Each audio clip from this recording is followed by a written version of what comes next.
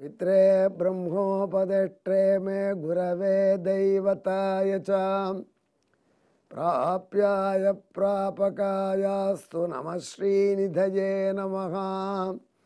அன்புள்ள விஜய் தொலைக்காட்சி நேயர்களே, உங்கள் அனைவருக்கும் என்னுடைய வணக்கங்கள் மற்றும் இதயம் கரிந்த இனிய நல்ல வாழ்த்துக்கள்.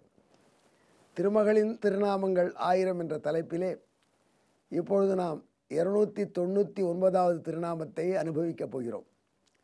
சென்ற திருநாமத்தை விளக்கும் பொழுது வேதங்களுக்கே துர்நாற்றம் வந்தன என்று சொன்னோம்.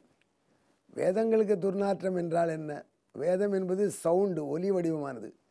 அதில் போய் எப்படிங்க பேட் ஓடர், கெட்ட வாசனை வரும் அப்படின்னு ஒரு பகுத்தறிவுவாதி கேட்கிறார். அவருக்கு விளக்குவதற்காக எப்படி சொல்லலாம் என்று யோசித்த பொழுது எனக்கு ஒரு வரலாறு ஞாபகம் வந்தது.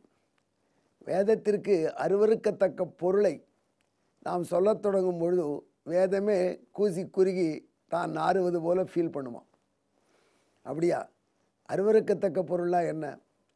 அதாவது வேதத்தில் ஒரு அழகான வர்ணனை வருகிறது.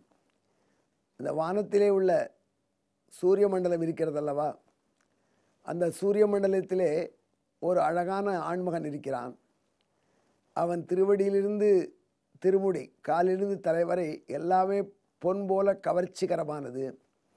அவனுடைய மீசை கூட, அவனுடைய தாடி கூட, அவனுடைய கேசங்கள் கூட, அவனுடைய நகங்கள் கூட எல்லாமே பொன் போல கவர்ச்சிகரமாக இருக்கிறது.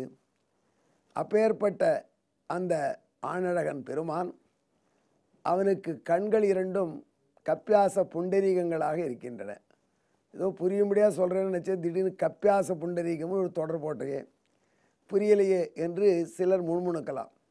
காரணமாகத்தான் அந்த தொடரை அப்படியே முதல்ல சொன்னேன். கொஞ்சம் வித்தியாசமாக இருக்கட்டும்னு இல்லை.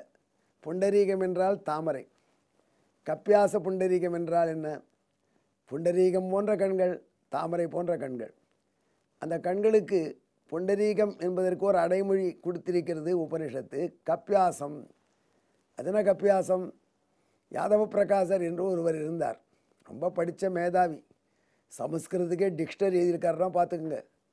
அவர் திருப்புட்குழியில் காஞ்சியினுடைய பக்கத்தில் உள்ள ஒரு திவ்ய தேசத்தில் இருந்தார். அவர் ஒரு பெரிய பல்கலைக்கழகமே நடத்தி வந்தார். நிறைய பேர் அவர்கிட்ட படித்தாங்க. அந்த காலத்தில் நான் சொல்லுது கிபி 1017 1037 வச்சுங்களேன், அந்த சந்தர்ப்பம்.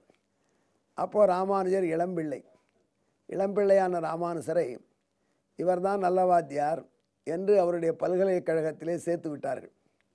ராமானுஜர் ரொம்ப ஆர்வத்தோடு படிக்கிறவர். இதனால் யாதவ பிரகாசருக்கு ராமானுஜர்கிட்ட ஒரு ஈர்ப்பு இருந்தது, நல்ல ஸ்டூடெண்ட்டுக்கிட்ட உள்ள பிரீத்தி.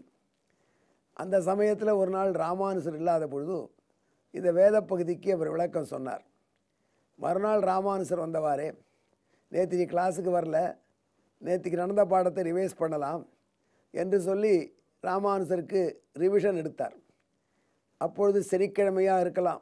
ராமானுஜர் அவருக்கு எண்ணெய் தேய்ச்சி விடுறார் குருதேவருக்கு. தலையிலே ராமானுஜர் எண்ணெய் தேய்க்கிறார். அப்போ குருதேவர் இந்த பாடத்தை ரிவைஸ் பண்ணுறார். ஸ்டூடெண்ட்டுகள் கேட்குறாங்க, அவங்களே படிக்க சொல்லி ரிவிஷன் கொடுக்குறார். அப்போது கப்பியாசம் புண்டரீகம் என்று வந்தவாறே அந்த பிள்ளைகள் புண்டரீகம் போன்ற கண்கள் என்று சொல்லி கப்பியாசம் என்பதை சொல்லும் பொழுது கொஞ்சம் மென்று விழுங்கின. ஏண்டா மறந்து போயிட்டீங்களா? நேற்று தான் சொன்னேனே, அந்த பொருளை சொல்லக்கூடாதா என்று யாதவ பிரகாசர் கேட்டார். என்ன பொருள்? இந்த குழந்தைகளுக்கு என்ன சொல்லியிருக்கார்? முதல் நாள், இறைவனுடைய கண்கள் தாமரை போன்று. எத்தகைய தாமரை போன்று? கபி என்றால் குரங்கு, ஆசம் என்றால் அதனுடைய பின்பகுதி, குரங்கின் பின்பகுதி போன்று சிவந்த தாமரை போன்ற கண்கள். அந்த குழந்தைகளுக்கே அது டைஜஸ்ட் பண்ண முடியல, அருவருத்துடுது, ஜீரணிக்க முடியல. இறைவனுடைய கண்ணை சொல்லும் பொழுதும் தாமரை போன்ற கண்கள் என்றால் மங்களமாக இருக்குது. ஆனால் குரங்கின் குதம் போன்று, குரங்கின் பின்பகுதி போன்று என்று சொல்லும் பொழுதும் அருவருக்கத்தக்கதாக இருக்குது.